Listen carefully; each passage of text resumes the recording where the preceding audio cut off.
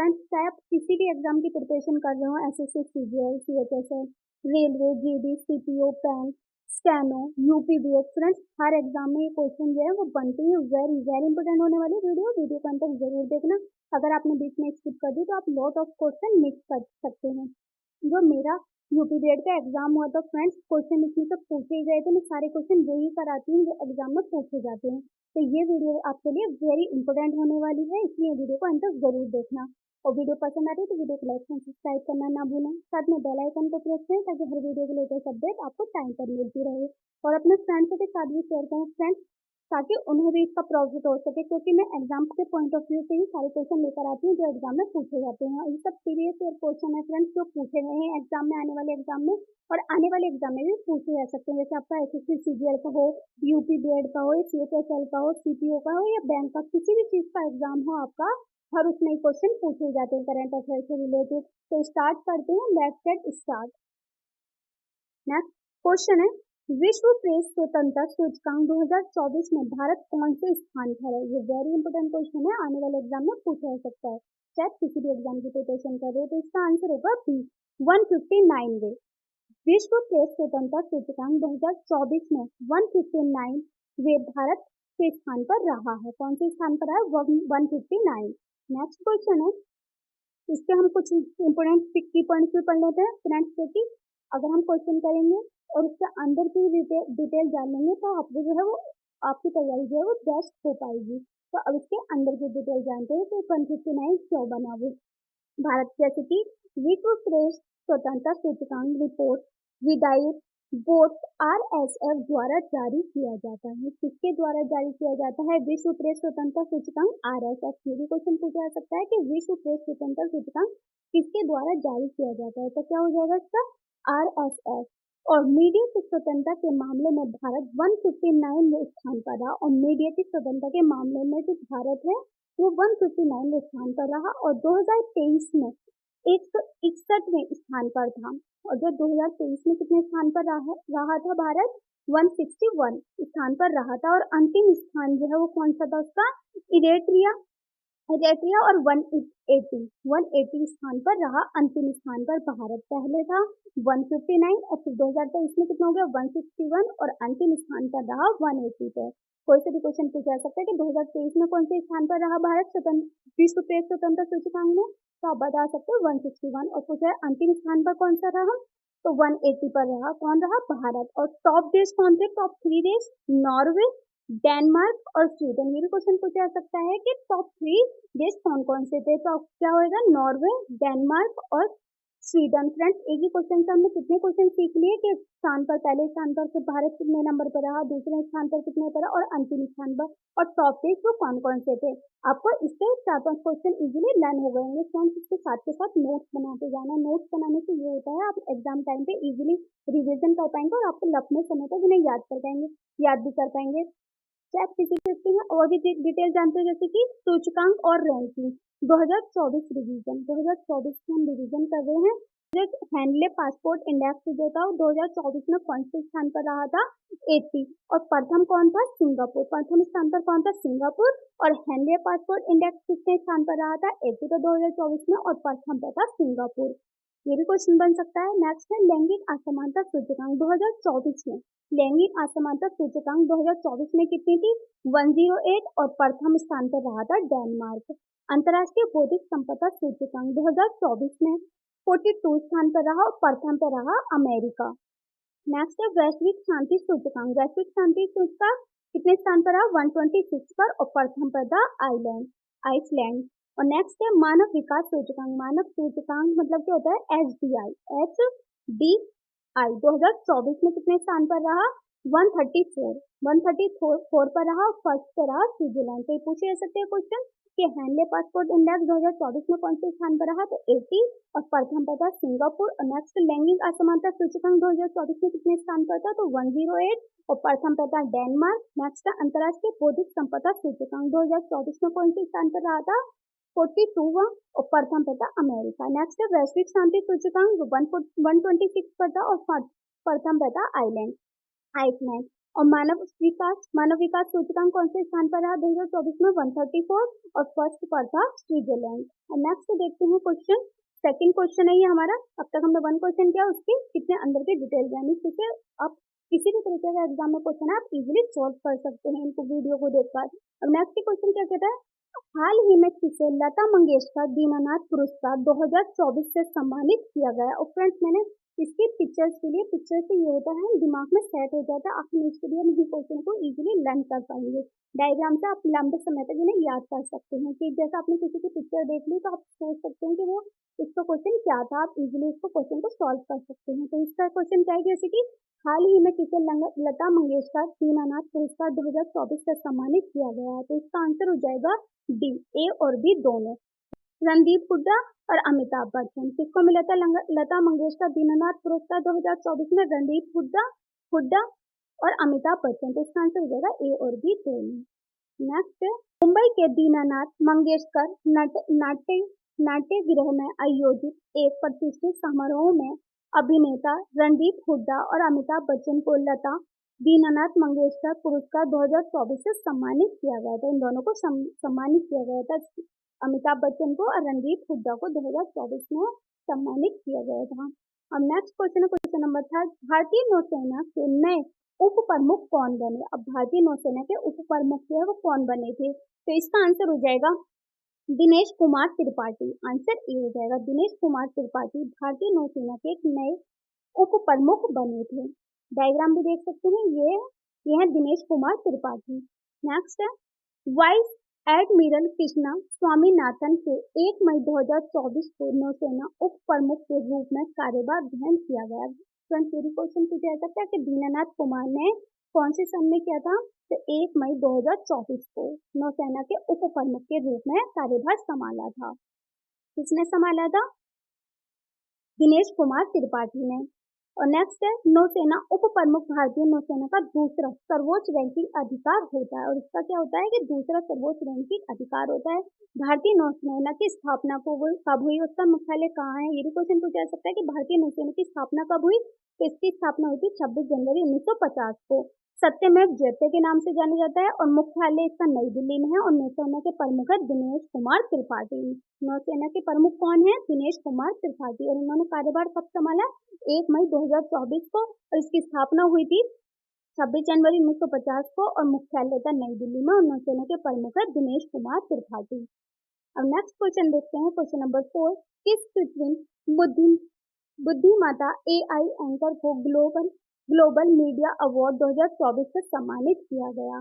तो इसका आंसर हो जाएगा सी, सना। सना को AI एंकर को ग्लोबल मीडिया अवार्ड 2024 से सम्मानित किया गया था। किसे? सना को। इस AI एंकर को इंडिया टुडे ग्रुप द्वारा विकसित किया गया था। उसका नाम था सना। किसके द्वारा विकसित किया गया था? AI एंकर को इंडिया टुडे ग्रुप द्वारा विकसित किया गया था। तो इसका आंसर हो जाएगा सी, सना को। नेक्स्ट क्वेश्चन है, हाल ही में जारी IQAir की रिपोर्ट के अनुसार दुनिया का सबसे प्रदूषित शहर कौन सा बना है। तो इसका आंसर हो जाएगा डी, काठमांडू। काठमांडू दुनिया का सबसे प्रदूषित शहर बना है। Answer D. नेक्स्ट क्वेश्चन है, मई 2024 में जारी IQAir की रिपोर्ट के अनुसार दुनिया के टॉप 4 सबसे प्रदूषित देश हैं। फ्रेंड्स, और क्वेश्चन पूछा जा सकता है कि टॉप 4 प्रदूषित देश कौन से हैं 2024 के। तो फर्स्ट पर तो है काठमांडू। और काठमांडू है कहाँ पर? नेपाल में। क्वेश्चन ये भी पूछा जा सकता है कि प्रदूषित शहर है सबसे ज्यादा जो प्रदूषित शहर है 2024 का वो कहाँ पर है और कहाँ सबसे ज्यादा प्रदूषित शहर है। तो काठमांडू है जो कि नेपाल में है। सेकंड पर है नई दिल्ली जो कि भारत में है। थर्ड पर है चियांग माई जो कि थाईलैंड में है। फोर्थ पे है हनोई जो कि वियतनाम में है। फ्रेंड्स, किसी भी तरह का एग्जाम में क्वेश्चन आए तो आप इजीली क्वेश्चन को सॉल्व कर पाएंगे। और इसे अपने फ्रेंड्स के साथ भी शेयर करें ताकि इसका प्रॉफिट जो है उन्हें भी हो सके। कि फर्स्ट पर काठमांडू प्रदूषित शहर, सेकंड पर नई दिल्ली प्रदूषित शहर है और थर्ड पर है चियांग माई जो कि थाईलैंड में है और फोर्थ पर हनोई जो कि वियतनाम में है। अब नेक्स्ट क्वेश्चन देखते हैं, किस देश ने 6वीं एशियाई कैरम चैंपियनशिप 2024 में पुरुष और महिला दोनों युगल के खिताब जीते हैं। तो इसका आंसर हो जाएगा बी, नेपाल। नेपाल में 6वीं एशियाई कैरम चैंपियनशिप 2024 में पुरुष और महिला दोनों युगल के खिताब जीते हैं। तो कहाँ जीते हैं? इसका आंसर हो जाएगा बी, नेपाल में। आप डायग्राम भी देख सकते हैं। नेक्स्ट है मालदीव में आयोजित 6वीं एशियाई कैरम चैंपियनशिप 2024 में भारतीय खिलाड़ियों ने पुरुष और महिला दोनों युगल के खिताब जीत लिए हैं। पुरुष ने भी और महिलाओं ने भी 6वीं एशियाई चैंपियनशिप जीत ली है। महिलाओं ने भी जीत ली और किसने जीत ली? पुरुषों ने भी जीत ली। पुरुष युगल का खिताब श्रीनिवास और मोहम्मद गुफरान को जाता है। पुरुष युगल का खिताब किसे जाता है? श्रीनिवास और मोहम्मद गुफरान को। फ्रेंड्स, ये क्वेश्चन पूछा जा सकता है, जो चैंपियनशिप का जो खिताब मिला है वो किन किन को मिला है? पुरुषों को श्रीनिवास और मोहम्मद गुफरान को, जो कि भारत के हैं। और महिलाओं में किसे मिला है खिताब? एशियाई कैरम चैंपियनशिप का खिताब किसे मिला है महिलाओं में? महिलाओं का युगल खिताब मिला है आकांक्षा कदम और शनाई सेबेस्टियन, जो कि भारत की है। आकांक्षा को मिला है और शाइनी सेबेस्टियन को मिला है, जो कि भारत की है। तो दोनों कौन से हैं? श्रीनिवास और मोहम्मद गुफरान, और आकांक्षा और शाइनी सेबेस्टियन, जो कि भारत के हैं। और दोनों ही कौन से हैं? भारत के हैं। नेक्स्ट क्वेश्चन है आईपीएल के इतिहास में सर्वाधिक 150 मैचों में जीत हासिल करने का रिकॉर्ड बनाने वाले पहले खिलाड़ी कौन बने हैं? जो 150 मैचों में जीत हासिल करने का रिकॉर्ड बनाने वाले पहले खिलाड़ी कौन बने हैं? तो इसका आंसर हो जाएगा ए, महेंद्र सिंह धोनी। आंसर क्या है इसका? महेंद्र सिंह धोनी। महेंद्र सिंह धोनी ने 150 मैचों में जीत हासिल करने का रिकॉर्ड बना लिया। ये सबसे पहले खिलाड़ी बन चुके हैं 150 मैचों में जीत हासिल करने वाले महेंद्र सिंह धोनी। डायग्राम भी देख सकते हैं। नेक्स्ट क्वेश्चन है इंडियन प्रीमियर लीग आईपीएल इतिहास में 200 विकेट लेने वाले पहले गेंदबाज कौन बने हैं? तो इसका आंसर हो जाएगा सी, युजवेंद्र चहल। युजवेंद्र चहल 200 विकेट लेने वाले गेंदबाज बन गए हैं आईपीएल में। फ्रेंड्स, और ये कहाँ के हैं? भारत के हैं। ये भी पूछा जा सकता है कि युजवेंद्र चहल कहाँ के हैं? तो भारत के हैं और इन्होंने 200 विकेट लिए हैं और ये सबसे पहले गेंदबाज बन चुके हैं Yuzvendra Chahal. Answer C. Next है G7 शिखर सम्मेलन 2024 कहां पर आयोजित किया जाएगा? तो इसका आंसर हो जाएगा बी, फसानो, जो कि इटली में है। कहाँ आयोजित किया जाएगा G7 शिखर सम्मेलन 2024 में? इसका आंसर हो जाएगा फसानो, जो कि इटली में है। नेक्स्ट क्वेश्चन है किसे फिर से भारतीय रिजर्व बैंक आरबीआई का डिप्टी गवर्नर नियुक्त किया गया है? तो इसका आंसर हो जाएगा बी, टी रविशंकर को भारतीय रिजर्व बैंक का डिप्टी गवर्नर नियुक्त किया गया है। Answer B. नेक्स्ट है इसके कुछ की पॉइंट्स भी पढ़ लेते हैं। केंद्र सरकार ने टी रविशंकर को 1 साल के लिए आरबीआई के डिप्टी गवर्नर के रूप में फिर से नियुक्त किया गया है। फ्रेंड्स, क्वेश्चन ये भी पूछा जा सकता है कि टी रविशंकर को कितने साल के लिए नियुक्त किया गया है डिप्टी गवर्नर? तो आप बता सकते हैं कि 1 साल के लिए डिप्टी गवर्नर के रूप में नियुक्त किया गया है। तो भारतीय रिजर्व बैंक मतलब आरबीआई की स्थापना कब हुई? फ्रेंड्स, ये भी क्वेश्चन पूछा जा सकता है कि भारतीय रिजर्व बैंक की स्थापना कब हुई? तो इसकी स्थापना हुई थी 1 अप्रैल 1935 को। इसका मुख्यालय कहाँ पर है? मुंबई में, जो कि महाराष्ट्र में है। और गवर्नर कौन है इसके? शक्तिकांत दास। और इसके गवर्नर कौन है? शक्तिकांत दास। भारतीय रिजर्व बैंक की स्थापना हुई थी 1 अप्रैल 1935 में। मुख्यालय है मुंबई, जो कि महाराष्ट्र में है। और गवर्नर थे इसके शक्तिकांत दास। और रिजर्व बैंक ऑफ भारतीय आरबीआई के 4 डिप्टी गवर्नर हैं। कितने डिप्टी गवर्नर हैं आरबीआई के? 4। MD Patra, M Rajeshwar Rao, T Ravishankar और स्वामीनाथन जानकीमन। फ्रेंड्स, ये भी क्वेश्चन पूछा जा सकता है कि डिप्टी गवर्नर आरबीआई के कितने? तो 4 हैं। वो कौन कौन से हैं? MD Patra, M Rajeshwar Rao, T Ravishankar और स्वामीनाथन जानकीमन।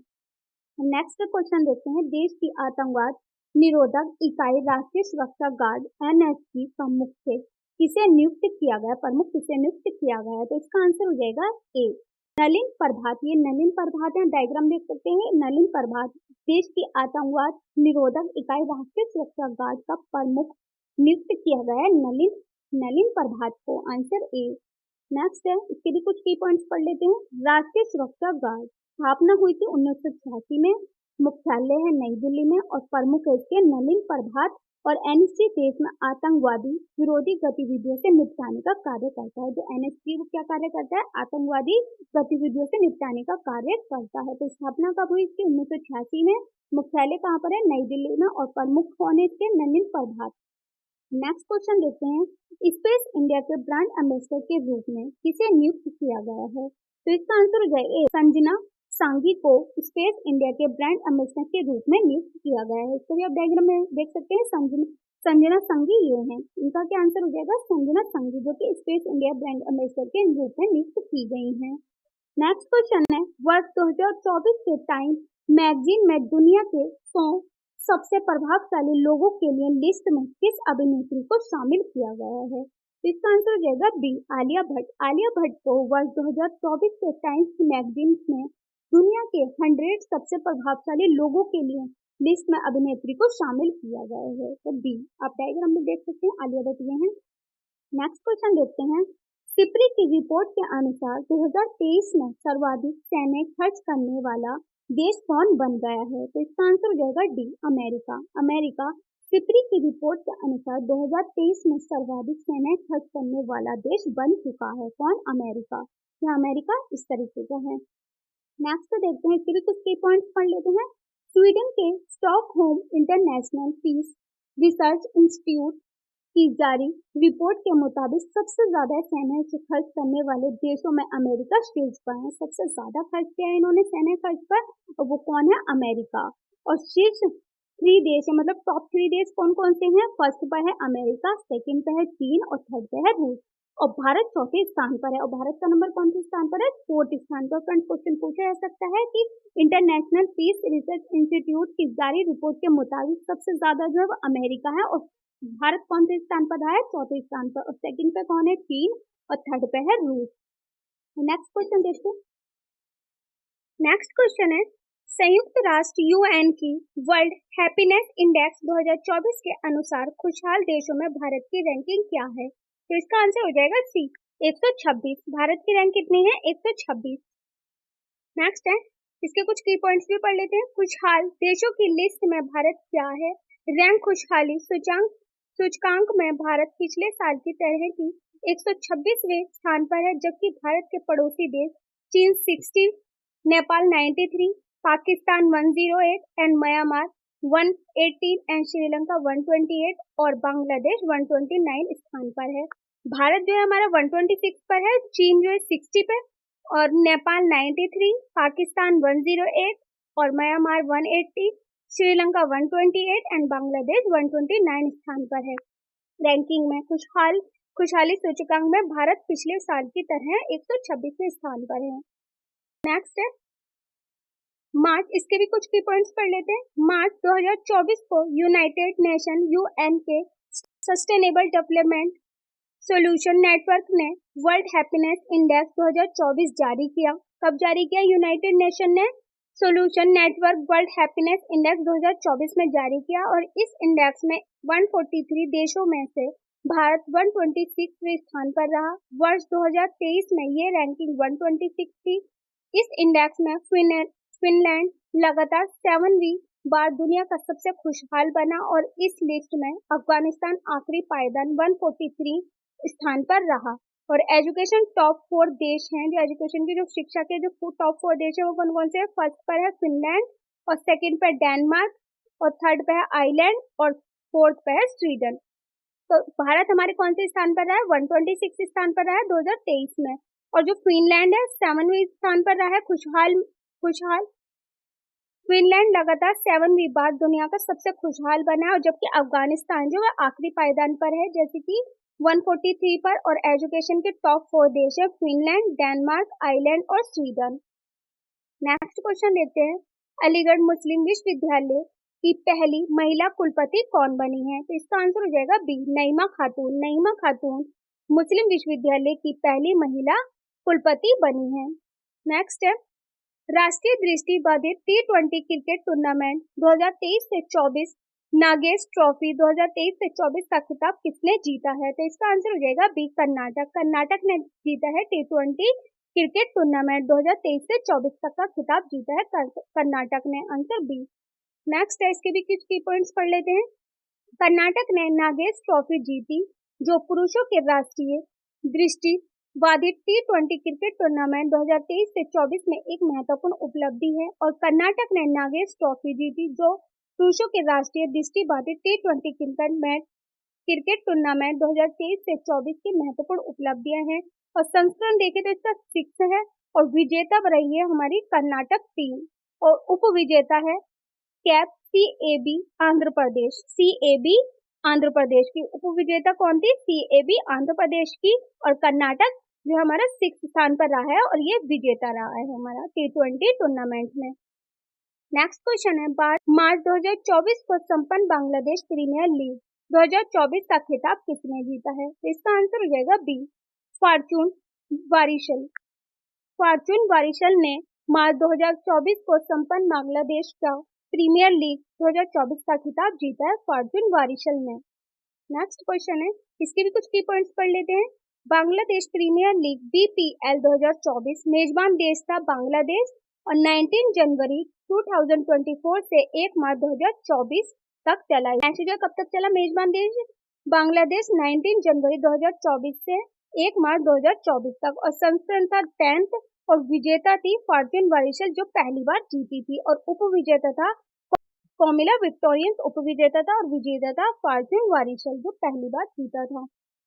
नेक्स्ट क्वेश्चन है, हाल ही में कौन सा गेंदबाज अंतरराष्ट्रीय T20 में 150 विकेट लेने वाला विश्व का पहला गेंदबाज बन गया है? तो इसका आंसर हो जाएगा टीम साउथी।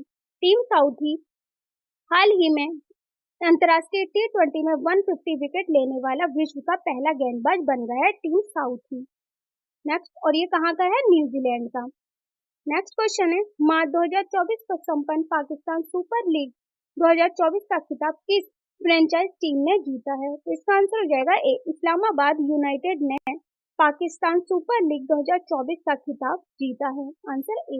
नेक्स्ट क्वेश्चन है, मार्च 2024 को संपन्न लीजेंड्स क्रिकेट ट्रॉफी 2024 का खिताब किसने जीता है? तो इसका आंसर हो जाएगा B, Rajasthan king. Rajasthan king ने संपन्न लीजेंड्स क्रिकेट ट्रॉफी 2024 का खिताब जीता है राजस्थान किंग्स ने। नेक्स्ट है, इसके भी कुछ की पॉइंट्स हैं।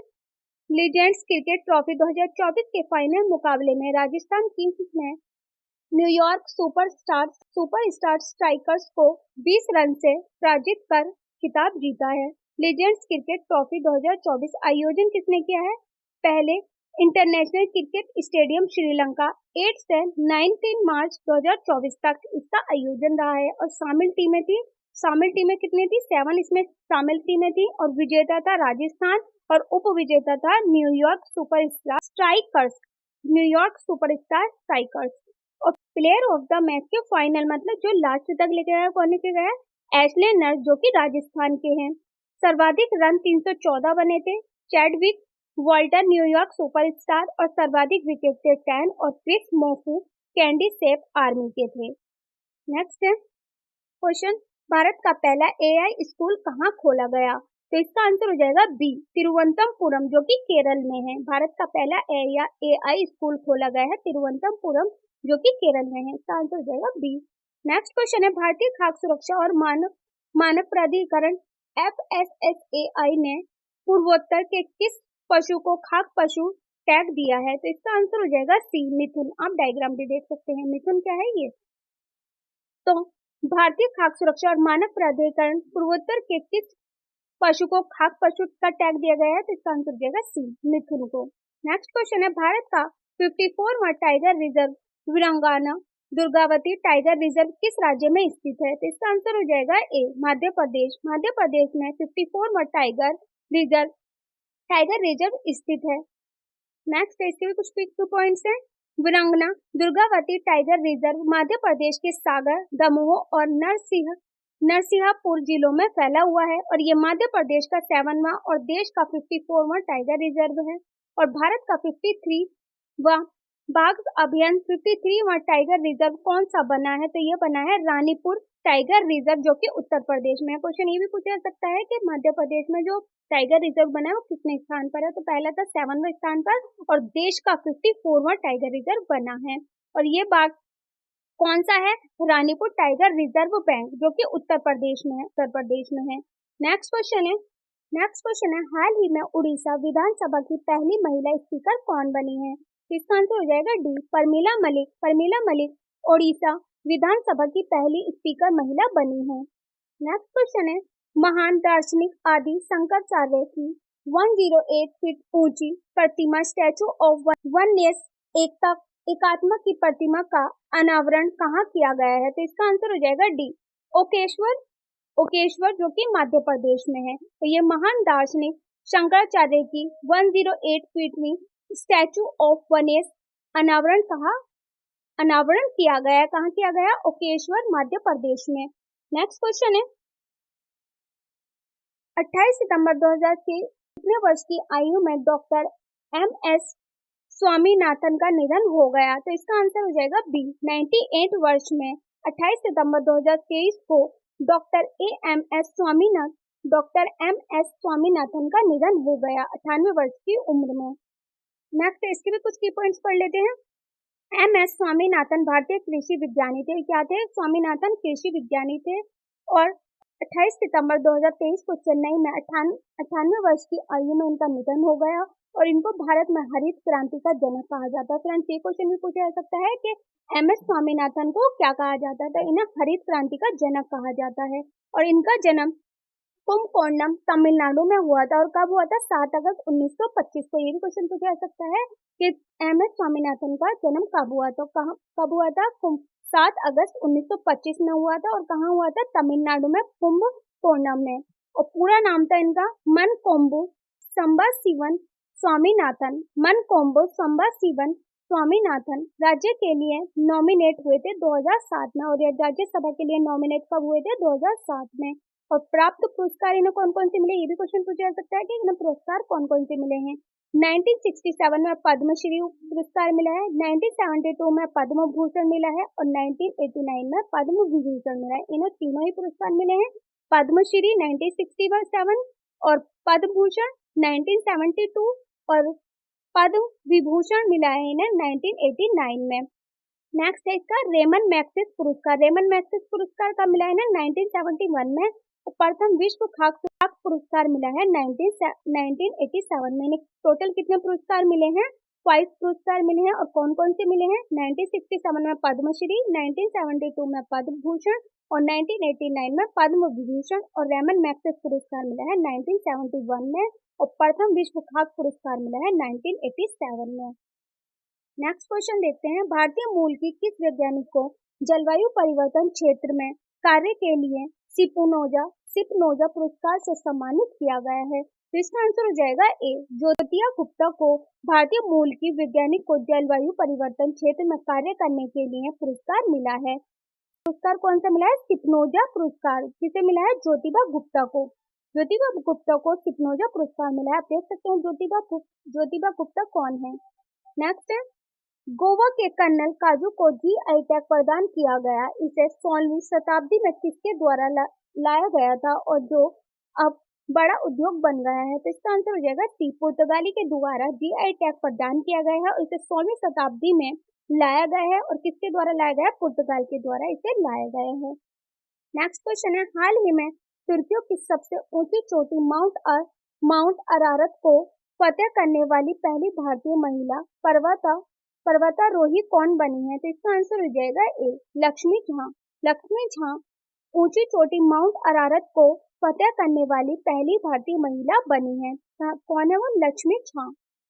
नेक्स्ट क्वेश्चन है, किस राज्य का विश्वनाथ घाट गांव 2023 में भारत का सर्वश्रेष्ठ पर्यटन गांव चुना गया? तो इसका आंसर हो जाएगा ए, असम का। असम का चुना गया है विश्वनाथ घाट गांव 2023 में भारत का सर्वश्रेष्ठ पर्यटन गांव चुना गया है असम का। Answer A. नेक्स्ट क्वेश्चन है, संयुक्त राष्ट्र विश्व पर्यटन संगठन UNWTO ने किस भारतीय गांव को दुनिया का सबसे सर्वश्रेष्ठ पर्यटन गांव घोषित किया? तो इसका आंसर हो जाएगा डी, धोर्डो। धोर्डो को संयुक्त राष्ट्र विश्व पर्यटन संगठन का भारतीय गांव को दुनिया का सर्वश्रेष्ठ पर्यटन घोषित किया गया है। आंसर हो जाएगा इसका डी, धोर्डो को। नेक्स्ट क्वेश्चन है, हाल ही में कौन सा राज्य अपने सभी जिलों में हॉल मार्किंग केंद्र स्थापित करने वाला पहला राज्य बन गया है? इसका आंसर हो जाएगा ए, केरल।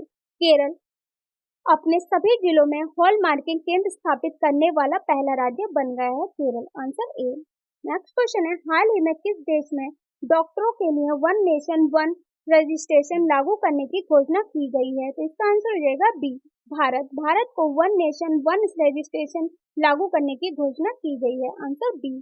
नेक्स्ट क्वेश्चन है, हाल ही में भारत की पहली U23 महिला कुश्ती चैंपियन कौन बनी? तो इसका आंसर हो जाएगा ए, रितिका हुड्डा। रितिका हुड्डा U23 महिला कुश्ती चैंपियन बन गई हैं। नेक्स्ट क्वेश्चन है, हाल ही में पुस्तक सिंधिया और 1857 का विमोचन किया गया, इसके लेखक कौन है? तो इसका आंसर हो जाएगा ए, राकेश पाठक। पुस्तक सिंधिया और 1857 का विमोचन किया गया, इसके लेखक बन गए हैं Rakesh Pathak. Answer A. Next question है, किस देश की प्रधानमंत्री शेख हसीना दुनिया की सबसे लंबे समय तक शासन करने वाली महिला प्रमुख बन गई हैं? तो इसका आंसर हो जाएगा डी, बांग्लादेश। बांग्लादेश की शेख हसीना सबसे लंबे समय तक शासन करने वाली महिला बन चुकी है, बांग्लादेश की शेख हसीना। ये क्वेश्चन पूछा जा सकता है, देख सकते हैं डायग्राम में शेख हसीना कौन है और वो कहाँ की है। नेक्स्ट क्वेश्चन है, पर्यटन को बढ़ावा देने के उद्देश्य से किस राज्य ने हॉट बलून प्रोजेक्ट को शुरू किया? तो इसका आंसर हो जाएगा ए, हरियाणा। आप डायग्राम देख सकते हैं इसका कि हॉट बलून प्रोजेक्ट किसने शुरू किया है और कहाँ शुरू किया? हरियाणा में शुरू किया गया है और प्रोजेक्ट को प्रमोट टूरिज्म है ये। नेक्स्ट है, हाल ही में किसके द्वारा व्हाइट हाइड्रोजन खोजी गई? तो इसका आंसर हो जाएगा डी, फ्रांस। फ्रांस के द्वारा व्हाइट हाइड्रोजन खोजी गई। Answer D. नेक्स्ट क्वेश्चन है, किस देश के पूर्व क्रिकेटर मुथैया मुरलीधरन की बायोपिक 800 रिलीज हुई है? तो इसका आंसर हो जाएगा बी, श्रीलंका। मुथैया कौन है? आप निगम देख सकते हैं, मुथैया मुरलीधरन की 800 रिलीज हुई है। फिल्म कहाँ की? वो कहाँ के हैं? श्रीलंका के। Answer B. नेक्स्ट क्वेश्चन है, किस देश ने दुनिया का सबसे तेज इंटरनेट लॉन्च किया है? तो इसका आंसर हो जाएगा सी, चीन। चीन ने दुनिया का सबसे तेज इंटरनेट लॉन्च किया है। नेक्स्ट क्वेश्चन है, जमानत पर रिहा किए गए आरोपियों के पैर में GFC ट्रैकर लगाने वाली देश पहली पुलिस कौन बनी है? तो इसका आंसर हो जाएगा सी, जम्मू कश्मीर की पुलिस। जमानत पर रिहा किए गए आरोपियों के पैर में GPS ट्रैकर लगाने वाली देश की पहली पुलिस बनी है, जम्मू कश्मीर की। फ्रेंड्स देख सकते हैं आप कि ट्रैकर कहाँ लगाया जाता है? पैर में। और ये देख सकते हैं वो कहाँ कहाँ जाता है, उसका पता लगाने के लिए ये जम्मू कश्मीर की पहली पुलिस बन चुकी है ट्रैकर लगाने के लिए। नेक्स्ट क्वेश्चन है, भारत का कौन सा पड़ोसी देश दुनिया का सबसे बड़ा अफीम उत्पादक देश बन गया है? तो इसका आंसर हो जाएगा बी, म्यांमार। म्यांमार भारत का पड़ोसी देश दुनिया का सबसे बड़ा अफीम उत्पादक देश बन गया है, Myanmar. Answer B. Next question है, विश्व का सबसे बड़ा ध्यानचंद केंद्र सर्वश्रेष्ठ महामंदिर कहाँ स्थित है और जिसका अनावरण PM मोदी ने किया है? तो इसका आंसर हो जाएगा सी, वाराणसी। वाराणसी में केंद्र सर्ववेद महामंदिर कहाँ स्थित है? तो कहाँ स्थित है? वाराणसी में स्थित है, जिसका अनावरण PM मोदी ने किया है। नेक्स्ट क्वेश्चन है कि हाल ही में वैज्ञानिकों ने दुनिया के 8वें महाद्वीप का नक्शा जारी किया है, जिसका नाम है? आंसर हो जाएगा इसका सी, जिलैंडिया। जिलैंडिया ने 8वें महाद्वीप का नक्शा जारी किया और जिसका नाम है जिलैंडिया। आंसर सी, आप देख सकते हैं जिलैंडिया को। नेक्स्ट क्वेश्चन है, हाल ही में दुनिया के 8वें अजूबे के रूप में किसे मान्यता दी गई है? तो इसका आंसर हो जाएगा डी, अंकोर वाट मंदिर को 8वें अजूबे के रूप में मान्यता दी गई है। Answer D. नेक्स्ट क्वेश्चन है, इसके भी कुछ की पॉइंट्स पढ़ लेते हैं। कंबोडिया के प्राचीन अंकोर वाट मंदिर को दुनिया के 8वें अजूबे के रूप में घोषित किया गया। फ्रेंड्स ये क्वेश्चन पूछा जा सकता है कि कौन सा मंदिर है जिसे 8वें अजूबे के रूप में घोषित किया गया? तो ये है कंबोडिया के प्राचीन अंकोर वाट मंदिर। ये मंदिर कंबोडिया देश में मेकांग नदी के किनारे स्थित है। और ये कहाँ स्थित है? मेकांग नदी के किनारे स्थित है। और ये भगवान विष्णु का मंदिर है। और ये भी क्वेश्चन पूछा जा सकता है ये मंदिर किसका है? तो ये भगवान विष्णु का मंदिर है। और निर्माण किसने किया? राजे सूर्यवर्मन द्वितीय ने इसका निर्माण किया। किसने निर्माण किया इसका? राजे सूर्यवर्मन ने इसका निर्माण किया। ये दुनिया का सबसे बड़ा मंदिर है और करीब 500 एकड़ क्षेत्रफल में फैला हुआ है। और फ्रेंड्स ये सभी क्वेश्चन पूछे जा सकते हैं कि ये कितने एकड़ में फैला हुआ है और ये किसने बनवाया, इसका निर्माण किसने करवाया और इसे किस नाम से जाना जाता है। ये सभी क्वेश्चन पूछे जा सकते हैं आने वाले एग्जाम के लिए, इसलिए इन की पॉइंट्स को भी अच्छे से लर्न कर लेना। नेक्स्ट क्वेश्चन देखते हैं, उत्तर प्रदेश का कौन सा शहर देश का पहला आर्टिफिशियल इंटेलिजेंस सिटी बन गया है? तो इसका आंसर हो जाएगा ए, लखनऊ। उत्तर प्रदेश की राजधानी क्या है? लखनऊ। तो ये कहाँ बना है? लखनऊ में। उत्तर प्रदेश का कौन सा शहर देश का पहला आर्टिफिशियल इंटेलिजेंस सिटी बन गया है? तो आंसर है इसका लखनऊ। आप लखनऊ को देख सकते हैं, AICT ने लखनऊ में है। कहाँ है? लखनऊ में। AICT लखनऊ मुख्यमंत्री योगी आदित्यनाथ ने निर्देश दिए हैं कि यूपी को ग्रीन ऊर्जा का हब बनाया जाए और साथ ही लखनऊ को देश की पहली AI आर्टिफिशियल इंटेलिजेंस सिटी के रूप में विकसित करें। और फ्रेंड्स, ये भी क्वेश्चन पूछा जा सकता है कि किस मुख्यमंत्री ने ये AI सिटी को लॉन्च किया, मतलब किसने बनवाया है। तो ये किसने बनाया? मुख्यमंत्री योगी आदित्यनाथ ने इसका निर्देश दिया है, आर्टिफिशियल इंटेलिजेंस सिटी के रूप में विकसित करें। नेक्स्ट है, हाल ही में हिमाचल प्रदेश के किस समुदाय को अनुसूचित जनजाति का दर्जा प्रदान किया गया है? तो इसका आंसर हो जाएगा ए, हट्टी समुदाय। हट्टी समुदाय को हिमाचल प्रदेश के समुदाय को अनुसूचित जनजाति का दर्जा प्रदान किया गया है, आंसर ए। नेक्स्ट क्वेश्चन है, इसके भी कुछ की पॉइंट्स है। हाल ही में हिमाचल प्रदेश सरकार ने सिरमौर जिले के फ्रांसगिरी क्षेत्र में हट्टी समुदाय को अनुसूचित जनजाति का दर्जा देने में संबंधी अधिसूचना जारी की है। नेक्स्ट है, पीएम विश्वकर्मा योजना लागू करने वाला देश का पहला केंद्र शासित प्रदेश कौन सा है? तो इसका आंसर हो जाएगा बी, जम्मू कश्मीर। आप देख सकते हैं पीएम विश्वकर्मा योजना कहाँ की गई है? जम्मू कश्मीर है। पीएम विश्वकर्मा योजना लागू करने वाला देश का पहला केंद्र शासित प्रदेश बन गया है जम्मू कश्मीर, आंसर बी। इसके भी कुछ की पॉइंट्स हैं। सितंबर 2023 में केंद्र सरकार द्वारा शुरू की गई पीएम VI का उद्देश्य कारीगरों और शिल्पकारों को पहचान दिलाना है और जम्मू कश्मीर प्रधानमंत्री विश्वकर्मा योजना PMVY को लागू करने वाला पहला केंद्र शासित प्रदेश यूटी बन गया है। नेक्स्ट क्वेश्चन है, पनडुब्बी पर्यटन सुविधा शुरू करने वाला देश का पहला राज्य कौन सा बन गया है? तो इसका आंसर हो जाएगा बी, गुजरात। आप देख सकते हैं गुजरात को किस तरीके का है गुजरात डायग्राम से, कि पनडुब्बी पर्यटन सुविधा शुरू करने वाला देश का पहला राज्य बन गया है गुजरात, आंसर बी।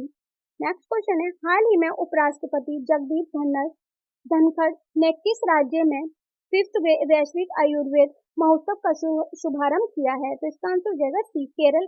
केरल ने उपराष्ट्रपति जगदीप धनखड़ ने 5th वैश्विक आयुर्वेद को महोत्सव का शुभारंभ किया है केरल ने, आंसर सी। इसके भी कुछ की पॉइंट्स है। उपराष्ट्रपति 1 दिसंबर 2023 को केरल के तिरुवनंतपुरम का दौरा करेंगे। उपराष्ट्रपति जो है वो 1 दिसंबर 2023 को केरल के तिरुवनंतपुरम का दौरा करेंगे। फ्रेंड्स, ये क्वेश्चन पूछा जा सकता है कि उपराष्ट्रपति कहाँ का दौरा करेंगे और किसमें कौन से सन में करेंगे? तो उपराष्ट्रपति दौरा करेंगे 1 दिसंबर 2023 को और ये करेंगे केरल के तिरुवनंतपुरम का दौरा करेंगे।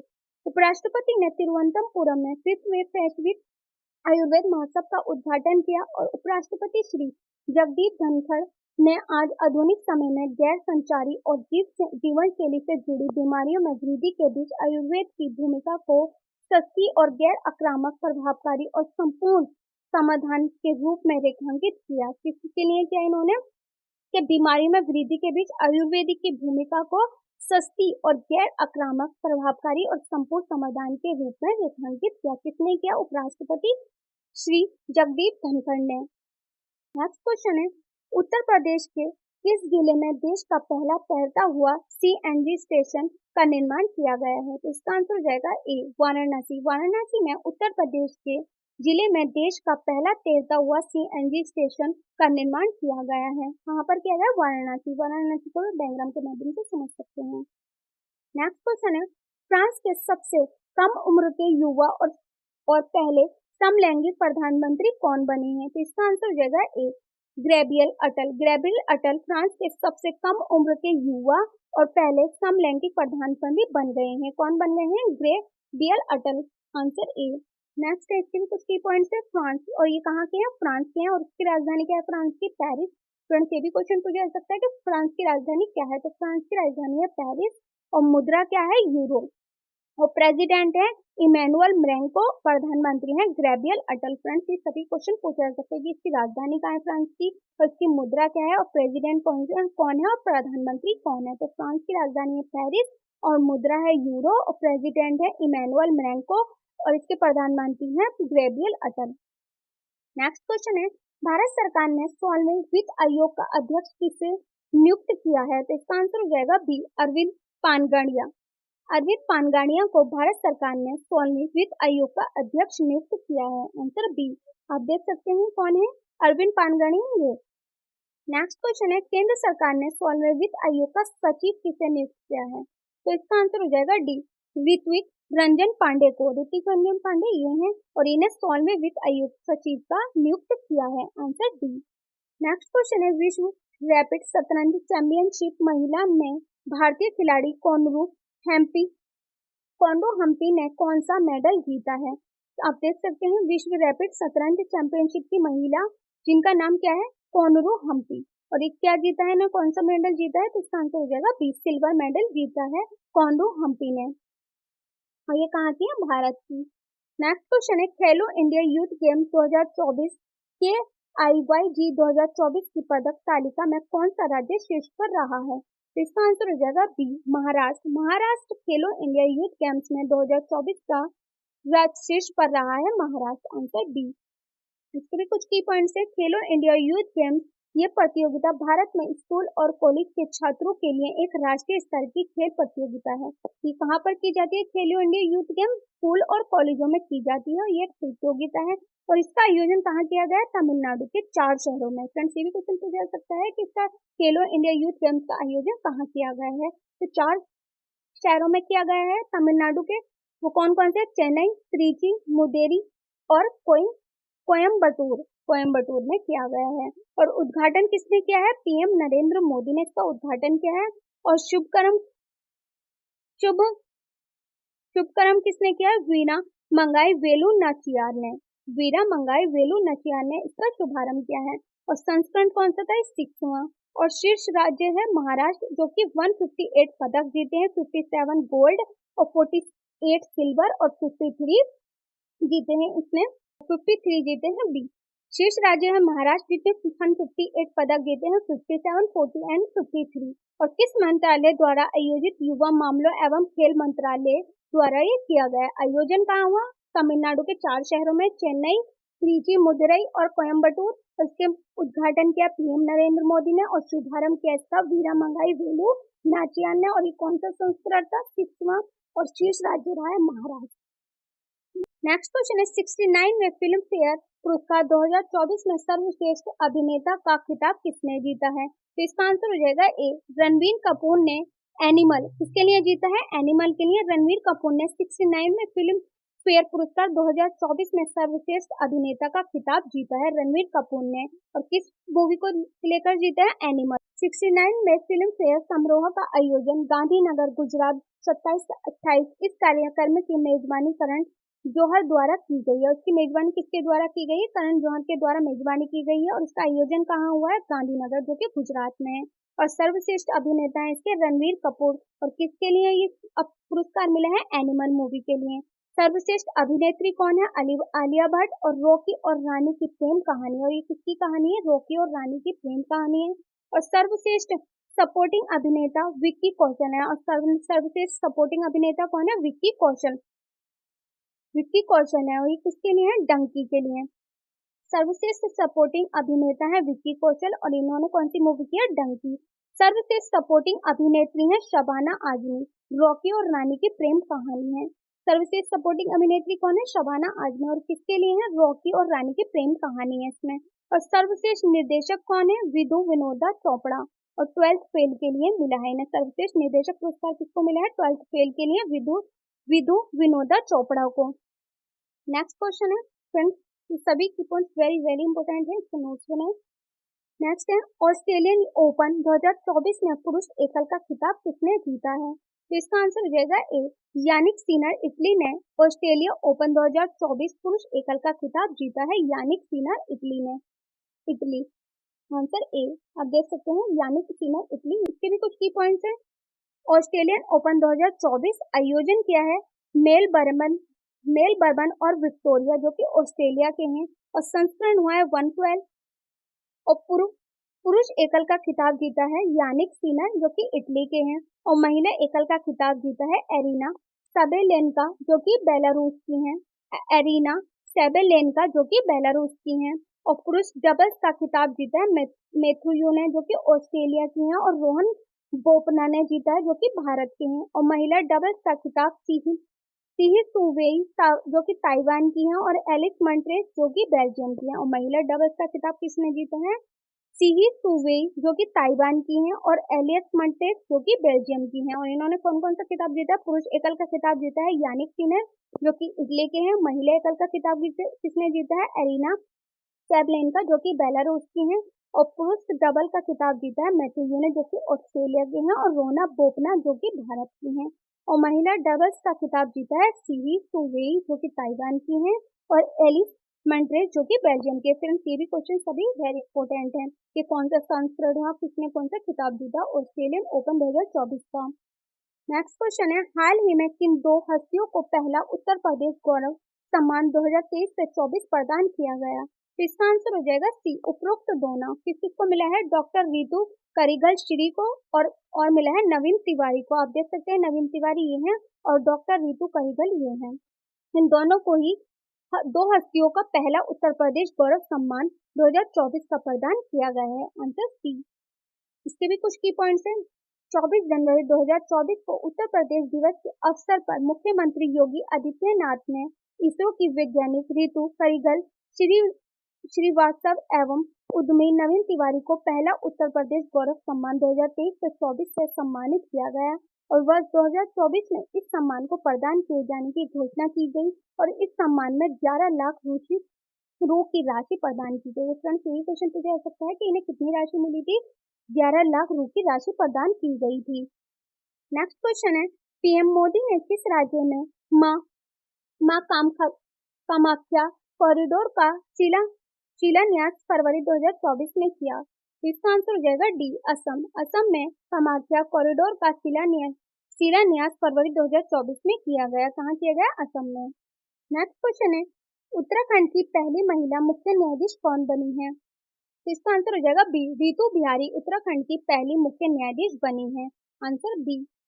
नेक्स्ट क्वेश्चन है, पीएम मोदी ने यूएई के किस शहर के पहले हिंदू मंदिर का उद्घाटन फरवरी 2024 में किया? तो इसका आंसर हो जाएगा बी, अबू धाबी में। अबू धाबी में पहले हिंदू मंदिर का उद्घाटन किया है। कब किया? 2024 में। नेक्स्ट है, प्रधानमंत्री नरेंद्र मोदी ने 14 फरवरी 2024 को संयुक्त राज्य अमेरिका की राजधानी अबू धाबी में पत्थर से बने पहले हिंदू मंदिर का उद्घाटन किया। इसे BAPS बोचा सनवासी श्री अक्षर पुरुषोत्तम स्वामी नारायण संस्था ने बनवाया है और ये वही संस्था है जिसने अक्षरधाम मंदिर बनवाया। और ये कौन सी संस्था है जिसने अक्षरधाम बनवाया है? और इनका नाम क्या है? बोचा सनवासी श्री अक्षर पुरुषोत्तम स्वामी नारायण। नेक्स्ट है, वर्ल्ड गवर्नमेंट समिट 2024 में विश्व सरकार शिखर सम्मेलन किस शहर में आयोजित हुआ और जिसमें पीएम मोदी ने हिस्सा लिया? तो इसका आंसर हो जाएगा डी, दुबई। दुबई में वर्ल्ड गवर्नमेंट समिट 2024 में इस शहर को आयोजित किया और जिसमें पीएम मोदी ने हिस्सा लिया। ये कहाँ के? दुबई। दुबई में हिस्सा लिया पीएम नरेंद्र मोदी ने। Answer D. इसके भी कुछ की पॉइंट्स है। वर्ल्ड गवर्नमेंट समिट 2024 विश्व सरकार शिखर सम्मेलन आयोजन कहाँ हुआ? दुबई में और 12 से 14 फरवरी 2024 तक रहा। आयोजन क्या हुआ था? दुबई में हुआ था। और कब तक चला था? ये 12 से 14 फरवरी तक ये चला था। और इसकी थीम थी भविष्य की सरकारों को आकार देना। भविष्य की सरकारों को आकार देना। क्वेश्चन पूछा जा सकता है कि इसकी थीम क्या थी? तो थीम थी भविष्य की सरकारों को आकार देना।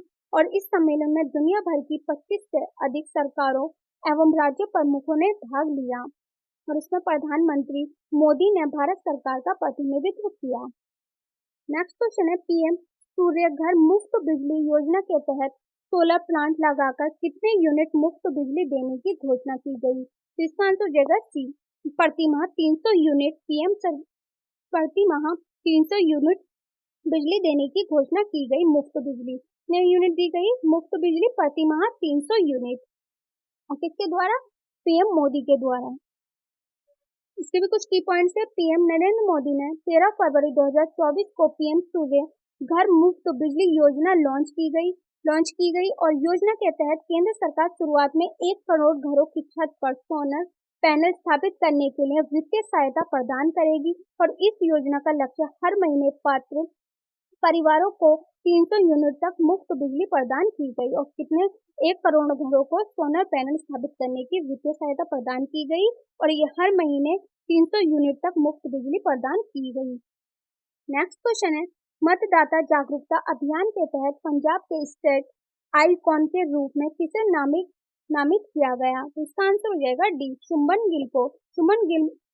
गिल को मतदाता जागरूकता अभियान के तहत पंजाब के स्टेट आइकॉन के रूप में नामित किया गया। Answer D. नेक्स्ट क्वेश्चन है, भारतीय दूरसंचार नियामक प्राधिकरण का नया आदेश किसे नियुक्त किया गया? तो इसका आंसर हो जाएगा डी, अनिल कुमार लाहौटी को भारतीय दूरसंचार नियामक प्राधिकरण का न्यायाधीश नियुक्त किया गया। नेक्स्ट है, इसके कुछ की पॉइंट्स हैं। भारतीय दूरसंचार नियामक प्राधिकरण telecom regulatory authority of India स्थापना की गई 20 फरवरी 1997 को और मुख्यालय इसका नई दिल्ली में। इसके अध्यक्ष हैं अनिल कुमार लाहौटी। नेक्स्ट क्वेश्चन है, बहुपक्षीय नौसेना अभ्यास मिलन 2024 का आयोजन कहाँ किया गया? तो इसका आंसर हो जाएगा डी, विशाखापट्टनम। बहुपक्षीय नौसेना अभ्यास मिलन 2024 का आयोजन विशाखापट्टनम में किया गया। विशाखापट्टनम आप देख सकते हैं इस तरीके का है। इसके भी कुछ की पॉइंट्स हैं। बहुपक्षीय नौसेना अभ्यास मिलन 2024 का इस युद्धाभ्यास का आयोजन हर 2 साल में एक बार होता है। हर 2 साल में एक बार होता है इसका आयोजन। और आयोजन कहाँ होता है? विशाखापट्टनम में। और 19 फरवरी से 29 फरवरी तक इसका आयोजन चला था। और इसका संस्करण कौन सा है? 12वां। और इसमें 51 देशों की नेवी ने हिस्सा लिया था। और कितने देशों की नेवी ने हिस्सा लिया था?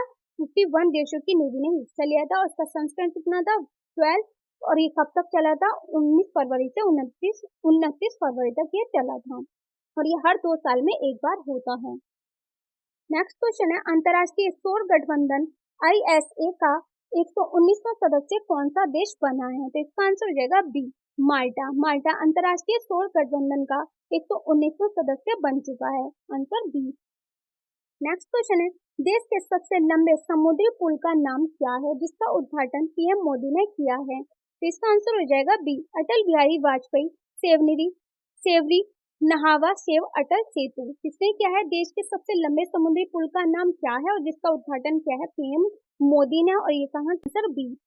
नेक्स्ट है, इसके भी कुछ की पॉइंट्स। सबसे लंबा समुद्री मुंबई में बनकर तैयार हुआ। ये कहाँ बनकर तैयार हुआ? समुद्री मुंबई में। इसका नाम पूर्व प्रधानमंत्री अटल बिहारी वाजपेयी के नाम पर पुल अटल बिहारी वाजपेयी सेवरी नहावा सेव अटल सेतु रखा गया। फ्रेंड्स, इसका आयोजन किया PM मोदी ने। और किसके नाम पर किया है? अटल बिहारी वाजपेयी के नाम पे किया है। और इसका उद्घाटन क्या है? PM मोदी ने 12 जनवरी 2024 को। और इसका उद्घाटन कब किया गया? 12 जनवरी 2024 को। फ्रेंड्स, ये सभी की पॉइंट्स वेरी वेरी इंपॉर्टेंट है। मैं क्वेश्चन भी करा रही हूँ, इसके साथ के साथ की पॉइंट्स भी करा रही हूँ कि जो एग्जाम में पूछे जाते हैं। आप इन सभी को अच्छे से करें और साथ के साथ नोट्स भी बनाते जाएं। वीडियो पसंद आए तो वीडियो को लाइक शेयर जरूर करना। इसको फ्रेंड्स के साथ भी शेयर करें ताकि इसका प्रॉफिट उन्हें भी हो। तो अटल ब्रिज के बारे में, अटल ब्रिज देश का सबसे लंबा एवं दुनिया का 12वां सबसे लंबा समुद्री ब्रिज है। और इसकी लंबाई 21.8 किमी है। और लागत कितनी लगी है? 17,840 करोड़ रुपए। और ये मुंबई से आपस में जोड़ता है। और इसका निर्माण एक सीमा सड़क संगठन BRO, 2 इरकॉन और 3 इन्फिनिटी और 4 SP Singla construction private limited ने किया है। और इसकी आधारशिला है PM मोदी ने दिसंबर 2016 में रखी थी। और इसकी आधारशिला कब रखी गई थी? दिसंबर 2016 में रखी गई थी। नेक्स्ट क्वेश्चन है, देश के सबसे लंबे केबल ब्रिज का नाम बताएं जिसका उद्घाटन प्रधानमंत्री नरेंद्र मोदी ने फरवरी 2024 में किया। तो इसका आंसर है सी, सुदर्शन सेतु देश के सबसे लंबे केबल ब्रिज का नाम है और जिसका उद्घाटन प्रधानमंत्री नरेंद्र मोदी ने किया है। इसके भी कुछ की पॉइंट्स है। प्रधानमंत्री नरेंद्र मोदी गुजरात में अरब सागर के ऊपर देश के सबसे लंबे केबल ब्रिज सुदर्शन ब्रिज का उद्घाटन किया। और इसकी लंबाई है 2.32 किमी। और ये ब्रिज ओखा और बेट द्वारका के बीच बनाया गया है। नेक्स्ट क्वेश्चन है, मशहूर गायक पंकज उधास का निधन 26 फरवरी 2024 को हो गया।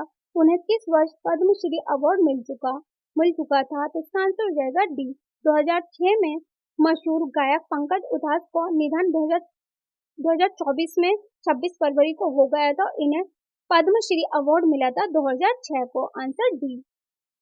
नेक्स्ट है, इसके कुछ की पॉइंट है। मशहूर गजल गायक पंकज उधास को 26 फरवरी 2024 को पैंक्रियाज कैंसर की वजह से 72 वर्ष की आयु में निधन हो गया। किसकी कारण हो गया इनका निधन? पैंक्रियास कैंसर की वजह से 72 वर्ष की आयु में इनका निधन हो गया और इन्हें इन्हें वर्ष 2006 में पद्मश्री अवार्ड से सम्मानित किया गया था और इनका जन्म गुजरात के जेतपुर में हुआ था। इनका जन्म कहाँ हुआ था? गुजरात के जेतपुर में। और इन्हें पद्मश्री अवार्ड कब मिला था? 2006 में। और इसके कारण इनकी मृत्यु हो गई पैंक्रियास कैंसर के कारण। और कितने ईयर में हो गई थी? 72 वर्ष की आयु में इनका निधन हो गया। नेक्स्ट है यूनिवर्सिटी ग्रांट कमीशन ने बिहार की किस यूनिवर्सिटी को कैटेगरी 1 का दर्जा किया है? इसका आंसर हो जाएगा दिया है। आंसर हो जाएगा central university of south Bihar. Central university, और ये कहाँ की है? साउथ बिहार की है। यूनिवर्सिटी ग्रांट कमीशन ने बिहार की किस यूनिवर्सिटी को कैटेगरी का दर्जा दिया है? तो central university of south Bihar को दिया है। किस अभिनेता को वर्ष 2023 के लिए महाराष्ट्र भूषण पुरस्कार मिला है? इसका आंसर हो जाएगा डी, अशोक सराफ। अशोक सराफ को 2023 के लिए महाराष्ट्र भूषण पुरस्कार मिला है। Answer D. इसके भी कुछ की पॉइंट्स हैं। महाराष्ट्र भूषण अवार्ड, यह अवार्ड महाराष्ट्र सरकार द्वारा दिए जाने वाला सबसे बड़ा अवार्ड है। किसके द्वारा ये अवार्ड दिया जाता है? अवार्ड महाराष्ट्र सरकार द्वारा यह अवार्ड दिया जाता है। और इसकी शुरुआत कब की गई थी? 1996 में। फ्रेंड्स क्वेश्चन पूछा सकता है कि इसकी शुरुआत कब की गई थी? 1996 में। वर्ष 2023 का महाराष्ट्र भूषण पुरस्कार अभिनेता अशोक सराफ को मिला है। और 2023 में ये पुरस्कार किसे मिला है? अशोक सराफ को महाराष्ट्र की सरकार के द्वारा ये दिया गया है। तो वर्ष 2022 का महाराष्ट्र भूषण पुरस्कार दत्तात्रेय नारायण धर्माधिकारी को दिया गया था। और 2022 में किसको दिया गया था? दत्तात्रेय नारायण को दिया गया था। नेक्स्ट क्वेश्चन है भारत जापान संयुक्त अभ्यास धर्म गार्जियन का 5वां संस्करण कहाँ आयोजित किया गया? तो इसका आंसर हो जाएगा बी, राजस्थान। राजस्थान में धर्म गार्जियन का 5वां संस्करण आयोजित किया गया। Answer B. इसके भी कुछ की पॉइंट्स है। भारत और जापान की थल सेना के बीच आयोजन किया गया था राजस्थान के महाजन फील्ड फायरिंग रेंज, जो कि 25 फरवरी से 9 मार्च तक चला था। उसका संस्करण का 4th और शुरुआत हुई थी 2018 में। और इसका उद्देश्य रहा है, इस अभ्यास का उद्देश्य दोनों देशों के सेना बलों के बीच सामंजस्य और सेनाओं के बीच संबंधों को बढ़ावा देना। और किसके लिए ये किया गया था? इस अभ्यास का उद्देश्य दोनों देशों के सेनाएं बलों के बीच सामंजस्य स्थापित करना और सेनाओं के बीच संबंधों को बढ़ावा देने के लिए किया गया था। इस संस्करण कौन सा था? 4th, और इसकी शुरुआत की गई थी 2018 में। नेक्स्ट क्वेश्चन है भारत की पहली AI टीचर का नाम क्या है? तो इसका आंसर हो जाएगा सी, आइरिस। आइरिस भारत की पहली AI टीचर का नाम है। नेक्स्ट है, इसके भी कुछ की पॉइंट्स है। केरल के तिरुवनंतपुरम के एक हायर सेकेंडरी स्कूल में भारत की पहली AI टीचर को लॉन्च किया गया। कहाँ लॉन्च किया गया? केरल के तिरुवनंतपुरम में एक हायर सेकेंडरी स्कूल में भारत की पहली AI टीचर को लॉन्च किया गया। और इस AI टीचर को फीमेल टीचर का लुक दिया गया। और इसके टीचर को किसका लुक दिया गया? फीमेल टीचर का लुक दिया गया। और इस फीमेल AI टीचर को आइरिस नाम दिया गया। और इसको नाम क्या दिया गया? आइरिस। और फैक्ट, देश की पहली AI न्यूज एंकर का नाम दिया गया लीसा को। देश की पहली AI न्यूज एंकर का नाम किसे दिया गया? लीसा को। ये भी क्वेश्चन पूछा जा सकता है कि फैक्ट, देश की पहली AI न्यूज एंकर का नाम क्या है? लीसा। फ्रेंड्स इससे आगे ये क्वेश्चन हम नेक्स्ट वीडियो में करेंगे। पार्ट 1 है, पार्ट 2 इसका नेक्स्ट वीडियो में करेंगे। बहुत सारे क्वेश्चन मैं इसमें करा सकती हूँ और इसके की पॉइंट्स भी कराए हर एक क्वेश्चन के।